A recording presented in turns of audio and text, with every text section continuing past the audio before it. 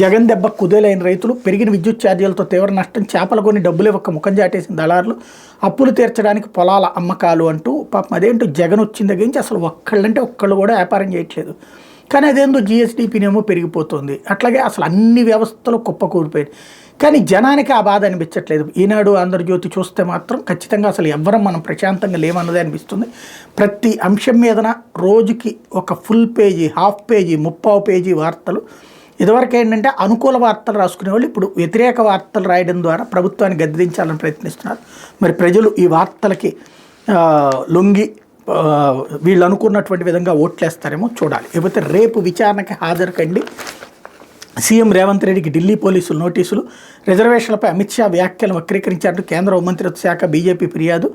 రిజర్వేషన్లపై కేంద్ర హోంమంత్రి అమిత్ షా చేసిన వ్యాఖ్యలు వక్రీకరించారని, దానికి సంబంధించిన వీడియోను సోషల్ మీడియాలో వైరల్ చేశారని అభియోగంతో తెలంగాణ సీఎం పీసీసీ అధ్యక్షుడు రేవంత్ రెడ్డితో పాటు మరో 4 కాంగ్రెస్ నేతలకు ఢిల్లీ పోలీసులు సోమవారం నోటీసులు అందజేశారు. మే 1న ఉదయం 10:30 గంటలకు ఢిల్లీ ద్వారకా సెక్టార్లోని పోలీసు ప్రత్యేక విభాగంలో విచారణకు హాజరై వివరణ ఇవ్వాలని నోటీసులో పేర్కొన్నారు. రాష్ట్ర కాంగ్రెస్ సోషల్ మీడియా విభాగం chairman Manne Satish, coordinator Naveen, PCC కార్యదర్శి శివకుమార్, అధికార ప్రతినిధి అస్మా తస్లీంలకి ఢిల్లీ పోలీసు ప్రత్యేక విభాగం ఇన్స్పెక్టర్ నీరజ్ చౌదరి పేరుతో ఈ నోటీసులు జారీ చేశారు.